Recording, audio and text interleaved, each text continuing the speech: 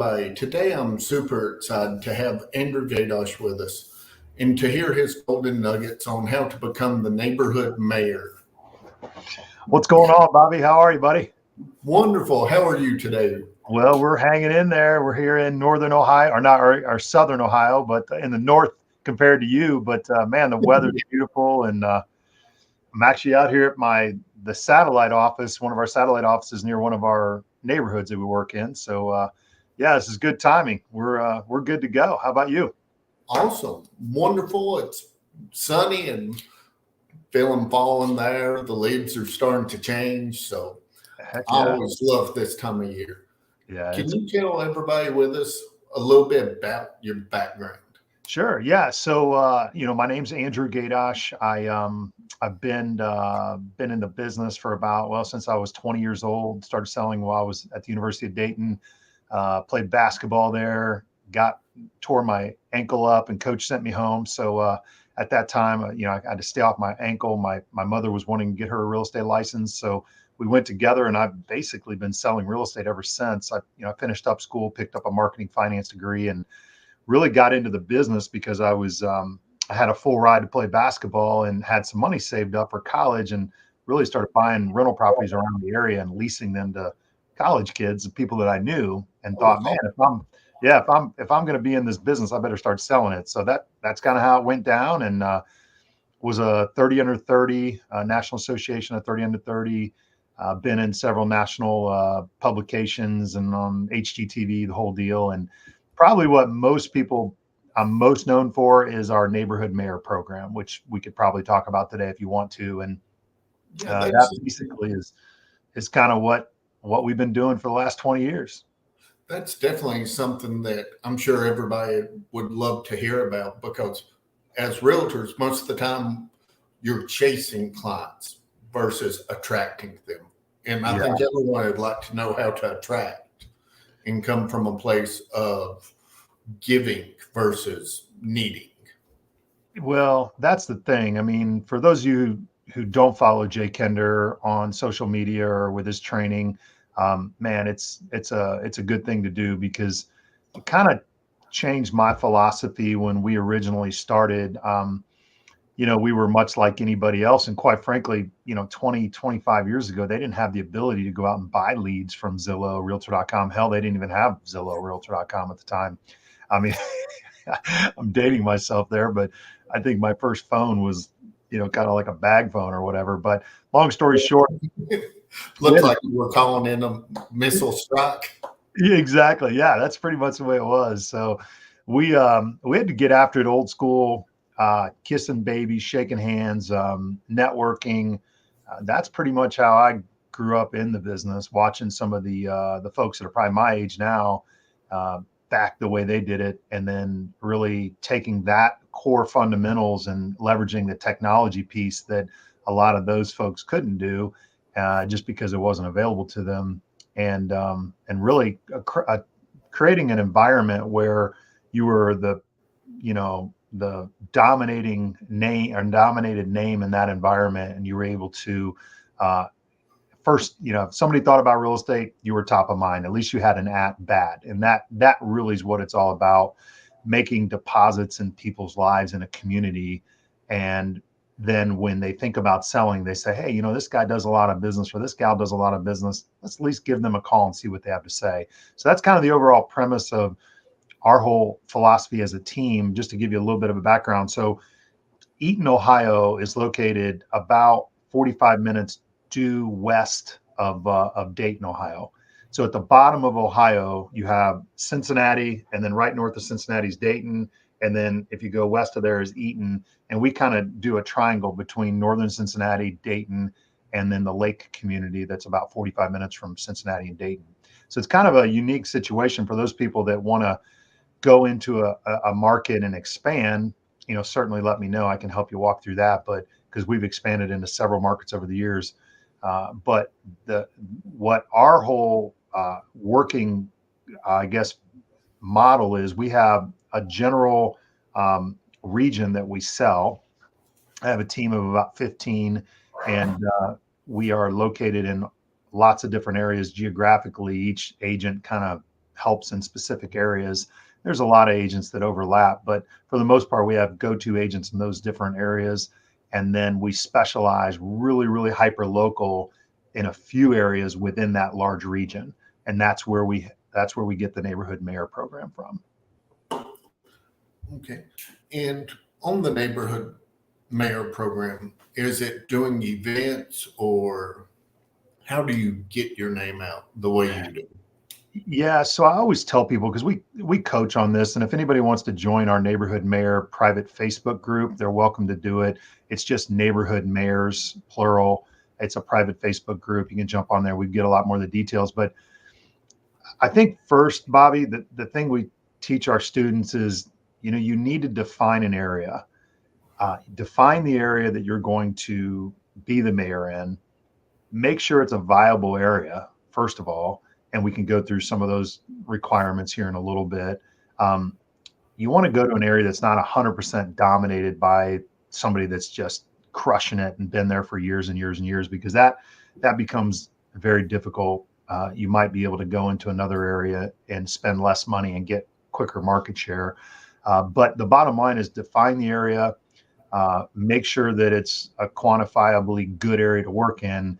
And then once that happens, you go in and there's a series of the media that you're doing, which would, in most cases, would be a private Facebook group, mailers, anything you can do, neighborhood magazines, that's kind of the media aspect of it, how you communicate who you are. And then the events are the cornerstone to everything that you do. And I made a mistake, and I learned a hard lesson by trying to expand into another area and do this without having those events. And what happened was I kind of had marginal results. So if you think about it, you've got the media platform, which is your media. You have the events that you're going to promote the media, and then you have your sphere of influence or your clients. So all three of those are a triangle that you have to have in order to be very effective in a particular area, to really be hyper focused and be the King Kong in that area. So it's been more of a specialist, kind of like a doctor situation, being the specialist versus the general practitioner, which we all know the specialist always gets paid more.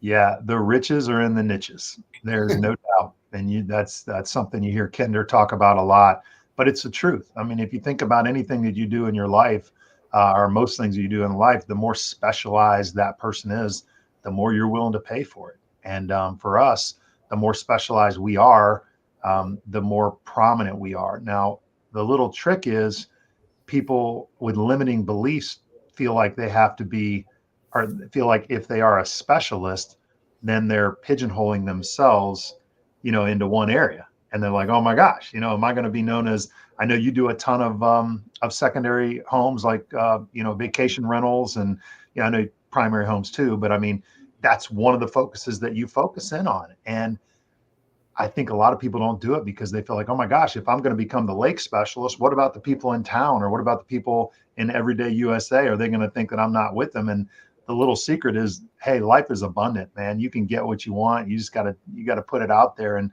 so for those that are in our lake communities, man, they would think that's all we do. For those of us that are in our golf course communities, they think I'm a hell of a golfer and I don't even play golf. So, I mean, I specialize wherever I need to specialize. And it's no joke. I mean, we literally know those markets and we do a really good job, but we just don't cross-pollinate those advertisements too much. And there's a way to tailor it and build it up. As we talk about the program, I can chat with you about how we add those up like a big pyramid to the top, and when it comes to events.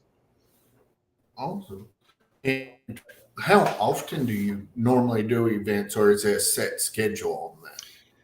So we have 3 different programs that we use for our agents. And just to kind of give you guys an idea, so agents on our team, that a lot of them are newer, a lot of them, are selling, 10, 15 houses a year, so not going crazy with it.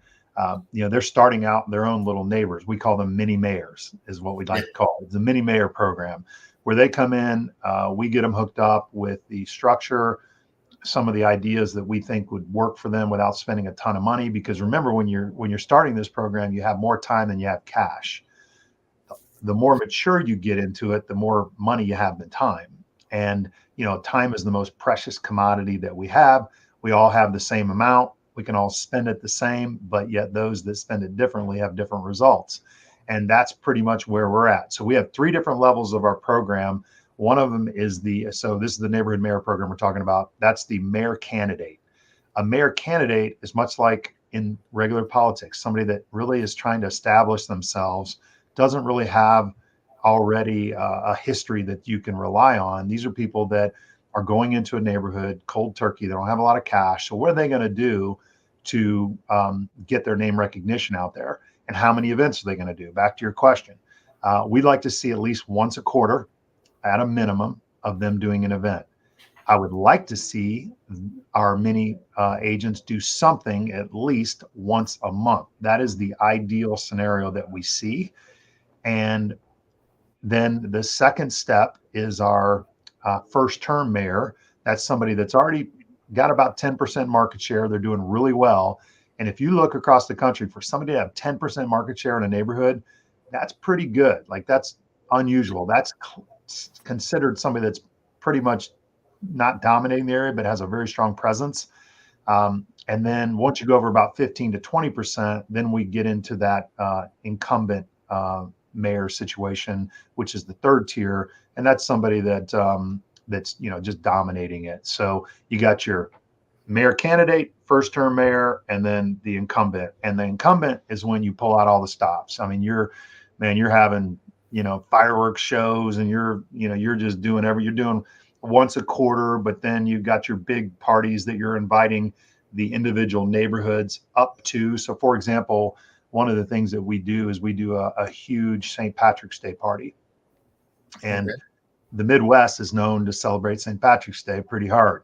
One of the pubs downtown Dayton is called the Dublin Pub, and they have one of the largest St. Patrick's Day parties in the Midwest. They have a massive tent. It can hold a couple thousand people.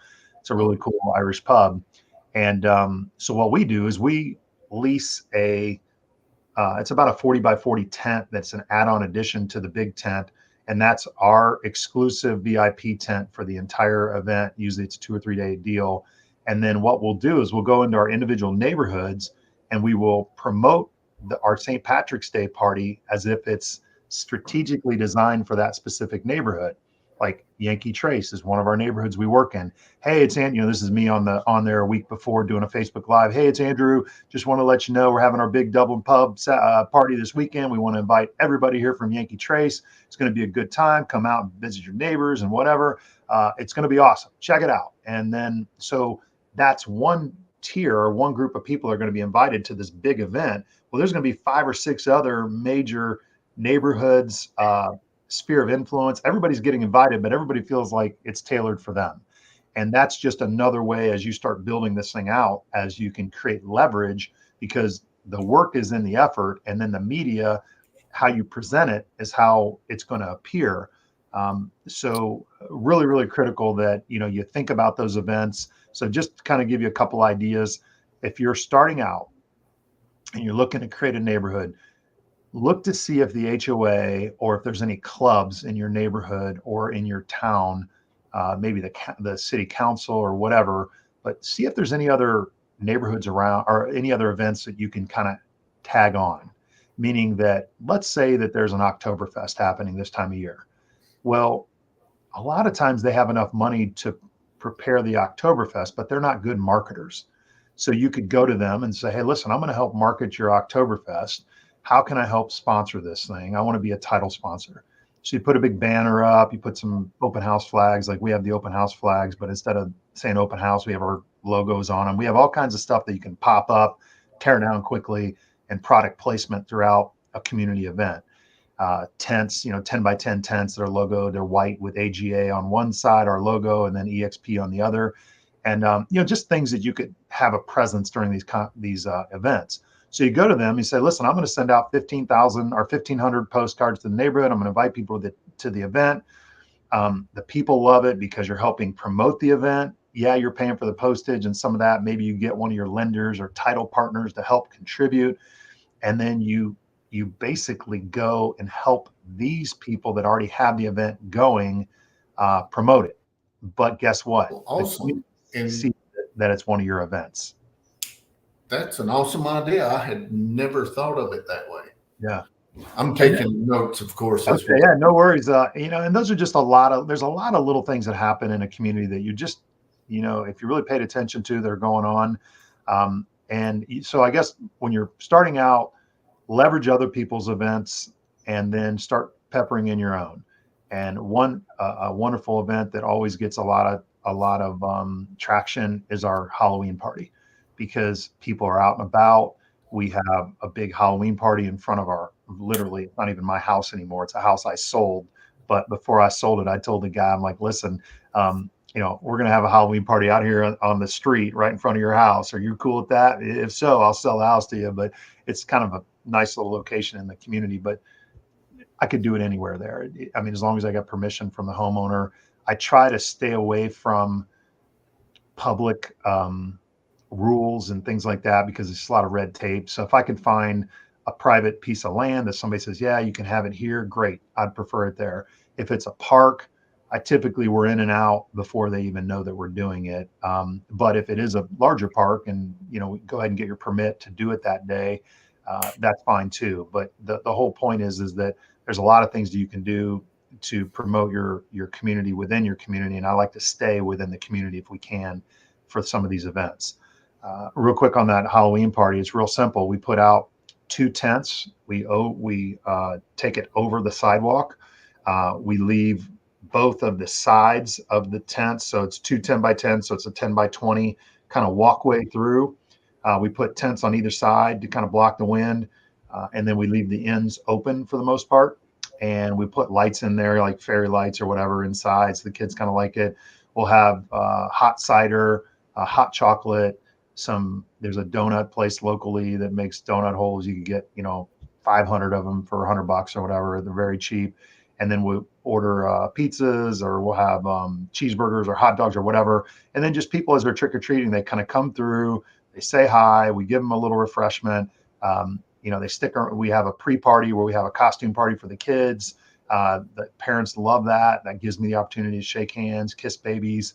And of course, all of this is being promoted on our private Facebook site, which I control because it's something I started and no other realtor can get in there, which makes it very nice.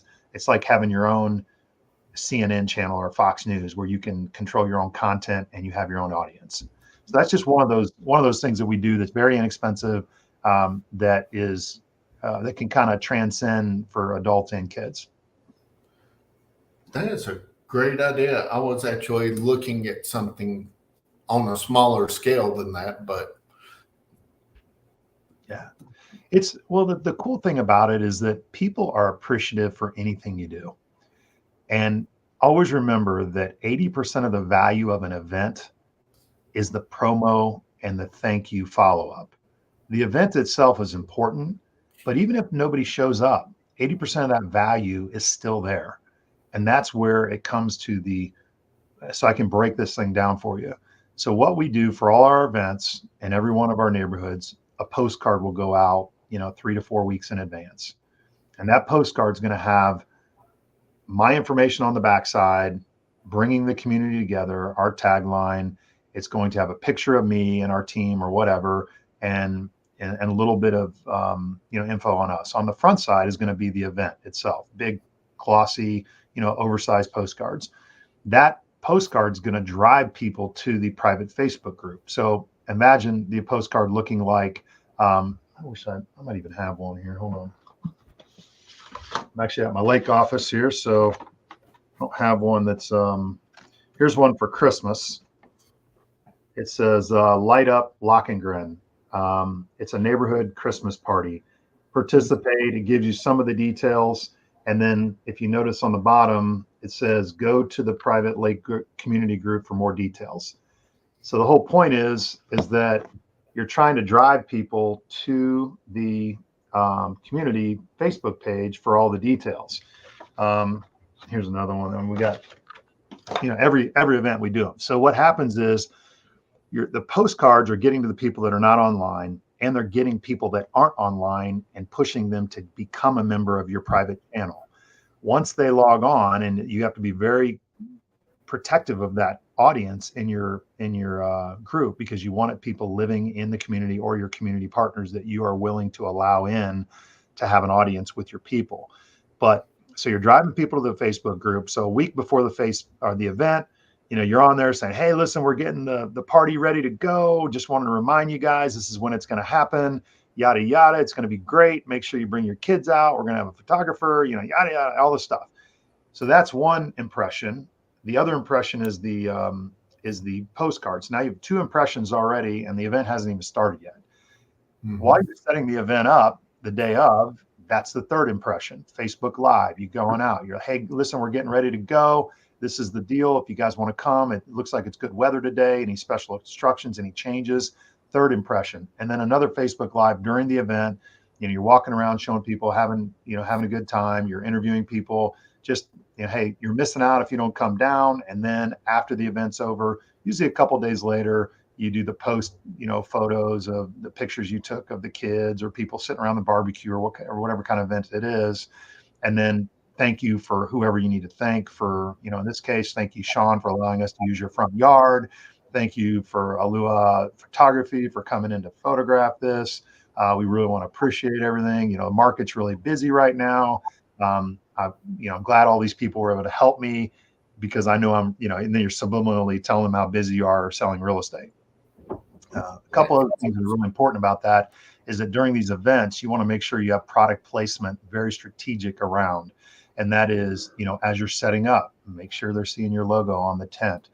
We always have our golf cart, or we have an H1 Hummer that's all wrapped. Usually one of those 2 are at most of our events.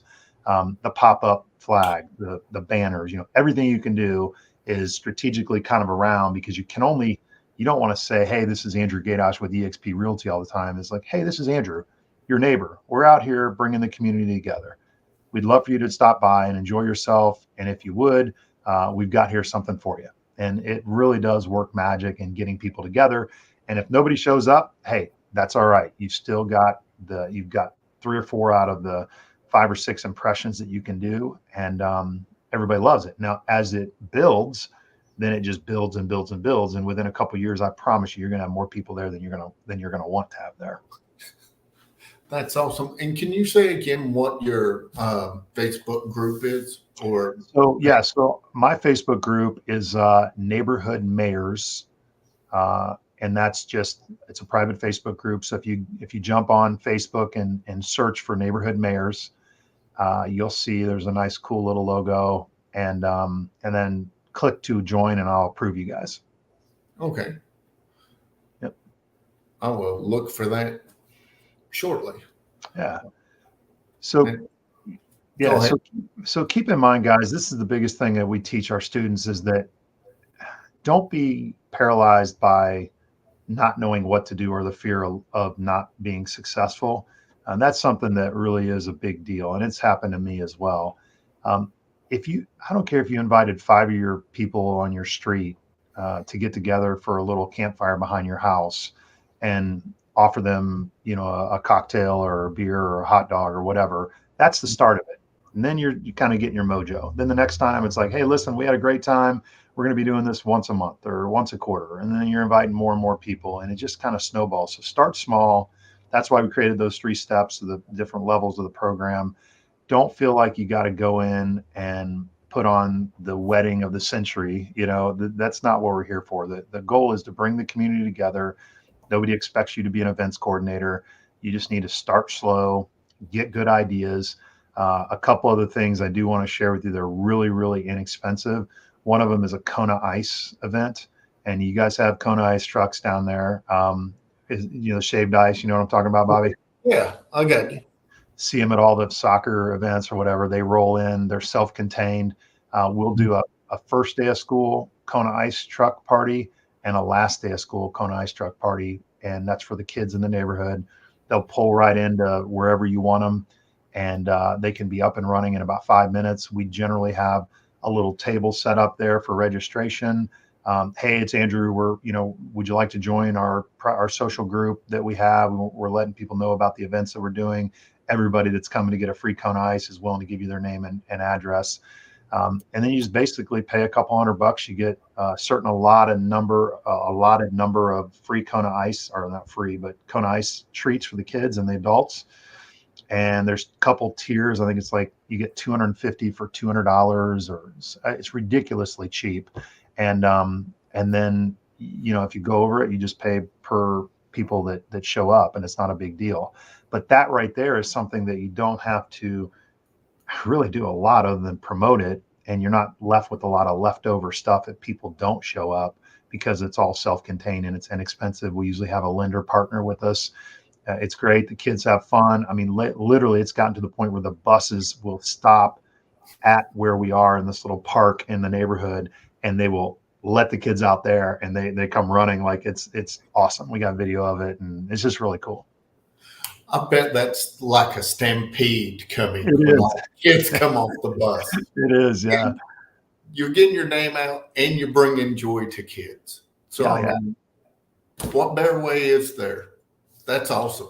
That is truly amazing, because the kids will love you if nothing else. Exactly. Yeah. Hey, use Mr. Gaydosh. That's the way to go. But it's, the way to people's hearts is through their children, more than likely. And, it's like anything, sales 101. If you're having a hard time with a conversation, seems a little awkward, ask somebody about their children, ask somebody about their family, ask somebody about their parents. If that doesn't work, ask them about their employment. Ask questions and listen. And I think the overall consensus of this whole program is to make a deposit in that community, and don't ask before you make, meaning that don't go in and say, hey, I'm going to do these events, and because of that, you owe it to me to use me. That's never been the intention. The intention is to basically be stealth mode at the point of sale, meaning that when you're doing these events strategically, you're doing it because you're trying to bring the community together. Yeah, you have your product placement. Yeah, they're going to know you're a realtor because it's plastered everywhere. But the whole point is to make deposits in people's lives. They're going to realize that you care about the community, a community that has a very viable network, and social network is a very thriving community, because that's what attracts other people to it. And when that happens, they're going to be telling people, hey, call Andrew. Hey, call Bobby. He's the guy that sells all the property around here. And it does work like magic, but you can't shortcut some of the steps. Again, you have to have the marketing piece, and that's got to be land, air, and sea, meaning that it's got to be old school postcards or door hangers or whatever. It has to be getting people to the online media. And then you have to basically have your web presence as well. We didn't talk about that, but we have websites that are created for each one of our communities that look like HOA sites, and they're designed to kind of give that same feel, so that when people are searching online, that they see, hey, there's Yankee Trace. I'm going to do some information to see if this is a community I want to live in. Naturally, as they go through the tabs, about Yankee Trace, history of Yankee Trace, real estate inventory in Yankee Trace, they click on that. Guess what? You're the only real estate person there. So between all this stuff that's happening, that's going to be a really strong presence that you have. And then once your signs start popping up, then it's game over. Because if you have the signs out there, you are getting to them via social media, and they're seeing stuff in your mailbox, they can't help but give you an opportunity, if they don't have a serious relationship already from a realtor, that they are willing to maybe sell it for less than what you can get, just because they're family or just because they're a strong relationship. That is awesome. You definitely got me some homework to do. Some ideas on different things to do. I do really appreciate you taking the time to be with us today and share some of your history and the ideas you have. Hey, you bet. Well, you're a rock star, and we like to collaborate together. That's part of what our platform's all about. And when we do these types of things, there's always a takeaway on my end as well. So I love the opportunity. Enjoyed speaking with you before we got started. And if there's anything I can do to help you or anybody else out there, certainly let me know. Jump on that neighborhood mayor's deal. Check me out at my website right there, andrewgaydosh.work, and I'm happy to help you out. I do appreciate it, man. Thank you again so much for everything you've done. and I will definitely be getting on your Facebook group shortly. Great. All right, Bobby. Thanks a lot. Thank you. This see ya. is Honey Badger Nation, where real estate agents from around the globe come together to grow, collaborate, and expand their business. Where we take our individual fires and put them together and make one big fire.